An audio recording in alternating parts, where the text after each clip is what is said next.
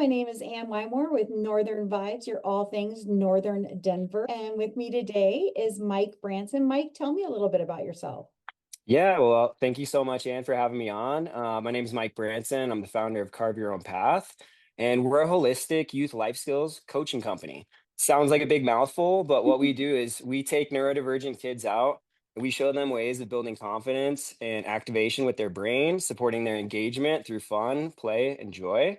And we do that through skateboarding, snowboarding, and fly fishing lessons currently. Also looking at maybe adding some mountain biking, and Oh, then we wow. also we provide academic tutoring as well. So we do primarily right now the focus from my families, and the biggest need that I've seen is on executive functioning skills. So that's really been the primary focus, but we also do literacy and math skills.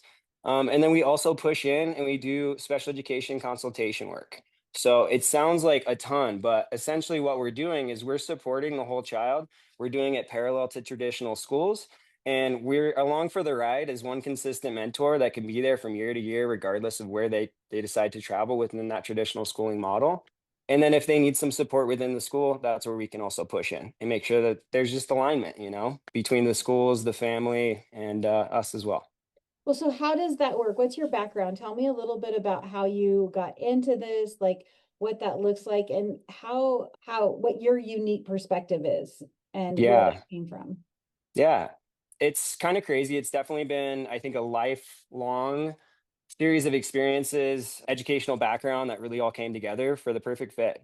I was just recently, within the last month, diagnosed with ADHD. So I've always said, and I always thought that I thought of the world in a different way. I would always say, like, yeah, I'm probably undiagnosed ADHD, but sure enough, yes, I am. So I've had this unique, I think, view of the world as well from a young age where it just didn't really feel like the traditional model was a good fit for me.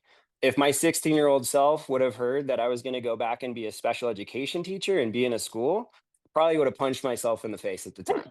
Like, I hated it. I really did. It was such a terrible fit for me. But I really felt a pressure to continue on in a traditional path. So I went to college. I only went for about a year, and I finally had the conversation with my folks that this isn't for me. I need to take a break. I need to do some exploring on my own and figure out what the next step is.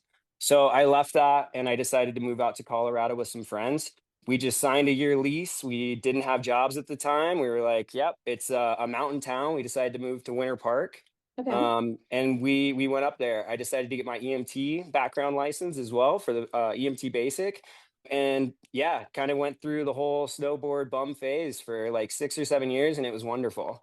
All of that kind of led me into snowboard coaching, where I really found a passion for this connection with kids, seeing them feel empowered to push themselves outside of their comfort zone and then be able to really see themselves succeed. So I decided to go back to school for elementary education. I decided to go that route, and I was just about to graduate. My wife told me, "You know what? You should really think about doing this." It's basically an emergency license for teaching, so I could get paid for the first year because we were both students trying to basically scramble by. Oh, yeah. It was not working super well. So we decided to do that. And if I went for the special education route, then it could also be paid for, the licensure fee. So it was like, it made sense. I also had been a respite staff. I'd worked with special education kiddos, and also just the whole sense of a small group of kids that I mentor and I'm really closely connected with the family for multiple years. It just felt like a great fit as well, because that's what you do within the coaching world for competitive snowboarding. And so through that, I got into the special education world and I stayed there for 7 years and I loved it. I was in middle school, elementary school, but the demands within that realm it's unbelievable. And every year it keeps going up. I'm seeing extremely passionate, highly educated, highly skilled teachers burn out at an exceptional rate, myself included. I realized last year that this was not a good fit, and I could tell it wasn't a good fit for a lot of people. And I could feel the anxiety within the community of neurodiverse parents, who are saying, Yes. like, what is going to happen to my kiddos from year to year? So a lot of things came to a head, and I said, it's time. I need to find something that's different. Number one, I am just getting annihilated by paperwork, staring at technology for 8 hours a day. I'd have to wear blue light lenses. Like it was not for me. I needed more movement and I knew that. I tried to get walks in my breaks, whatever, but it wasn't enough. And I'm like, I know that this also is powerful for kiddos, and kiddos are not getting enough. More and more recess is being stripped away, Yeah. less movement is being implemented throughout the day. Like we're just more and more sedentary and we're more sitting and staring at computer screens. So I wanted to merge all these things together. I have this unique background with the coaching world. I also was a fly fishing guide, and I've been skateboarding since I was like 7 years old. And I always felt the power of action sports because that was one of the only times that my mind and my body felt truly at peace because I had this hyper focus through it. My brain was like truly engaged, and it would be lasting on really good days. If I pushed myself, I learned new tricks. It could last for multiple days. And I always was curious about this and seeing an impact. And I saw this also through the coaching world. Kids, when they would really land a very difficult trick, there's this activation that happens and they're primed. And it's like a really, really highly engaged kid that you're talking to all of a sudden. So I wanted to see like what's going to happen if we merge these two together. And that's really the concept of Carve Your Own Path Okay. is priming kids through engaging in fun, playful outdoor movement. If kids are overstimulated, that's where fly fishing is also a really wonderful way to implement something where it's still engaging, it's still activating, but it's really low stress and it's not high energy as well. So it's a good fit for that too.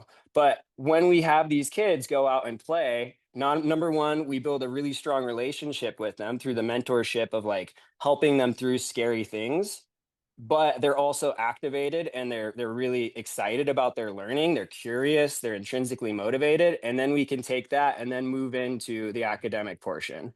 So I've actually implemented something called Pathfinder sessions, and it's a $99 special that we run where you can choose between skateboarding or fly fishing for 1 hour, and then you can have 1 hour of literacy or math, as far as tutoring goes. Oh, You also cool. get a 30-minute free consultation. So we make sure we're on the same page. I know what skill level your kiddos are at on all of that. And we choose a good location for not only like, tutoring skill level, but also the skateboarding or fly fishing skill level.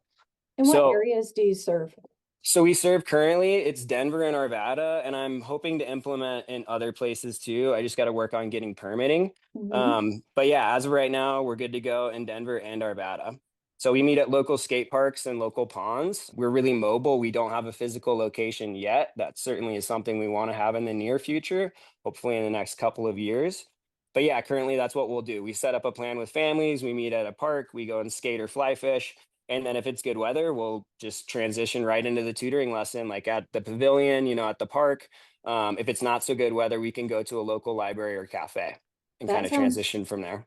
yeah, that sounds awesome. So how do you get involved at schools with the parents and with the kids, and how do you act as that intermediary? Yeah. So, number one, I don't like to use the term like advocate. Absolutely, I will advocate for families and I want them to be empowered to advocate for themselves. But I think of it as true consultation because I've been on that other side as well. And I know that educators are not there because they want to do less than par. Like they're there because they care about kids and their education and they want to be there. So, like, I'm there to help find solutions, number one.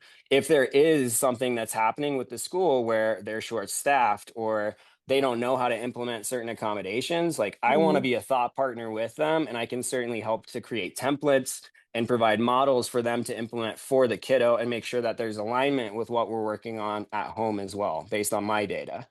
So that's really how we do it. I've also sat through on parent teacher conferences. So you can just sit down, like, number one, I listen to what they have to say, listen to how the kiddo's doing. I always ask for a day or two to really analyze and think through and synthesize the notes, but then I'll provide notes for families and talk about next steps and what I think the next action, step should be for that kid. Well, can I'm you also happy to like attend IEP meetings and things like that too. Oh, that's wonderful. I think that Yeah. sometimes we struggle as a, not knowing the verbiage or not knowing what we need to say or what we need to do. And with you having that great in-depth knowledge of the kid, of the child, it really does help. So can you tell Yeah. me about some of your success stories? Yeah. Well, I mean, so we just started. We're a brand new company. I left the classroom in May. Okay. So it's brand new. We basically launched in July, but we've had a handful of success stories so far that have been wonderful. Currently, I'm working with a 9-year-old. They have just started skateboarding. First time ever stepping on a board. Had some social emotional concerns and definitely was out of school for that to address like the things that were really important in their life and what they needed to outside of academics. And so the mother reached out to me and asked for me to be a mentor and to number one, help them to skateboard.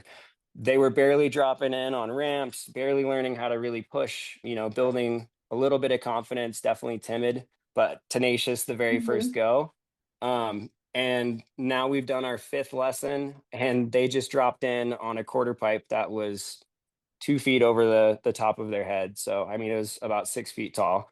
They're That's so constantly cool. pushing themselves. They're very, very excited. It's another one of those days where you can just tell, and you can tell on the family's face as well that the kiddos are leaving just excited and happy and feeling this extra confidence of doing something that they didn't think that they could. So that's been a Oh, really great one. And then as far as academics go, just helping kids to really figure out alternative pathways as well. So I do advertise that we work up to 17, but we do also work just past that. So my special education license does go from the ages of 6 to 21. And so I'm working with a current 18-year-old that was ready to leave college, had a similar conversation as I did with my family, and wants to pursue a career in the ski industry. And so for that person, we are getting exercise to activate our brain. We'll go for runs, for instance. We're gonna go, ride at some resorts as well in Ruby Hill whenever that opens. But then we're also doing executive functioning planning. So we were able to get him all signed up for an EMT course. He's going to be taking a wilderness EMT, and then also his avalanche course. And he's backwards plans that. And he has a few connections within the ski industry that he's working towards right now as well. that's just wonderful, kind of like just having someone walk alongside you and kind of not provide the answers, but help them find their own answers and Yeah. doing that. So as a community, how can we help, and tell us a little bit more about how we can get involved? Yeah. So currently, we do absolutely accept donations. And the number one thing that would be supportive, we're not a 501(c)(3) by any means. So just know that. But to be able to support the cost of the company, number one, and just to ensure that we can also keep our prices low. We want to run on a sliding scale. We want to provide as much equity as we possibly can. So that's one thing that we can do. Another thing that I would say is for people that are on Medicaid waivers, there are funds that are out there that you can access to provide to private companies like us as well. So we are working to become a provider. So we'll be a home or community service based provider. And so we're hoping to be able to get into that and then start accepting funds as well through CES waivers, which is one thing. And families can also, yeah, look through mill levy funding as well to be able to support. That's super interesting. Now, how do you identify, like, who are the kiddos you're looking for? Like, who are they? Yeah, so we primarily are working with kiddos that are a lot of twice exceptional kids are typically coming to us, kids that are diagnosed with autism spectrum disorder, ADHD, mild to moderate disabilities. Those are really the kiddos that we're trying to support. And also kids that really just don't feel like it's a good fit at school. It can just be an unconventional learner, similar to myself, where I got by. I was really good at, I think, masking and Mhm. being able to put on a front and get my B's and C's, no problem. But I never felt connected and I never felt like I had a place. I really think that those are the kiddos that we want to provide a service for. And a lot of times those are my neurodivergent kiddos that we get to work with. But And where do we find you? Like, if we're looking for, where do we find you? yeah, so you can check us out on our website, carveyourownpath.org. You can also check out our Instagram page. We have that's Carve Your Own Path LLC. And then we're also starting to go out to different organizations and different events. So we were just at a Neurodiversity Expo as well on Oh, November 2nd. that's awesome. And you said you had grown quite a bit in the past couple months. Tell me a little bit about that. Yeah, so it's been awesome. We're just building a lot of partnerships. We've been exploring some different schools as well. There's a wonderful just neurodiversity community that I had no idea existed until we started to tap into this side. So it's been wonderful. We're starting to, explore connections with HumanX, which is wonderful. They're a neurodiverse school down south. Same with Fusion Academy. We're just expanding with more and more families. More Oh, kids are that's getting signed up, exciting. and yeah, we're just building a lot more momentum. So it's feeling good. Have you been able to slow down at all? A little bit, but not a ton. You know, we got the 2 kids as well, so there's plenty going on around this house. Oh, I can only imagine. Well, thank you so much. Like, Carve Your Own Path is definitely something that I think is, it's so nice because it's hard to be different in our society. And Yeah. so, and not fitting in and not having that, and, just being able to, I know you said not using the word advocate, but even just help to communicate like what that child needs. Or I think that sometimes we do walk in and go, this teacher doesn't know what they're doing, and not realizing that they've used every resource that they have, and they're in a classroom and there's so many they Mhm. being able to have that open line of communication with someone who you feel sympathy or empathy on both sides is pretty remarkable. Absolutely. And really when I'm saying, not advocate but consult, my whole game plan here is to empower families and kids. I want to set them up with tools for success, and then I want them to be independent. That's my whole goal here is essentially to work myself out of a job with each family and then get referred to another one. And then I'd love for those kids to come back, and eventually I think it would be really cool to have them be mentors, and really have this be more of a cycle, where they can come back and contribute to. Oh, that sounds amazing. Well, thank you so much for taking time out. I have learned so much about Carve Your Own Path, and I think, I'm sad that it wasn't here about 20 years ago. I know a couple kids that would have really benefited from it. So thank you Yeah. again I know this is not an easy job. And It's so wonderful though. It's something that's needed. It feels right. absolutely. Well, thank you again so much for joining us. This is Ann Wymore with Northern Vibes, your all things Northern Denver. And we are saying thank you to Mike Branson with Carve Your Own Path. And again, where can we find you?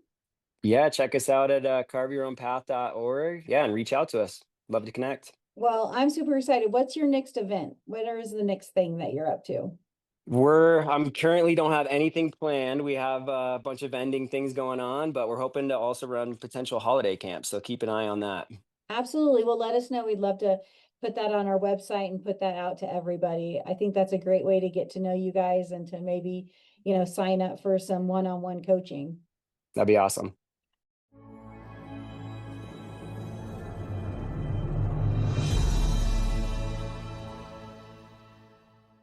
Thanks for listening. This is Ann Wymore with Navigate Realty. And if you missed important information from this episode, check us out on Facebook at Northern Vibes Colorado. And this is Wilson Miller with Source Mortgage Group. Also follow us on YouTube at Northern Vibes CO.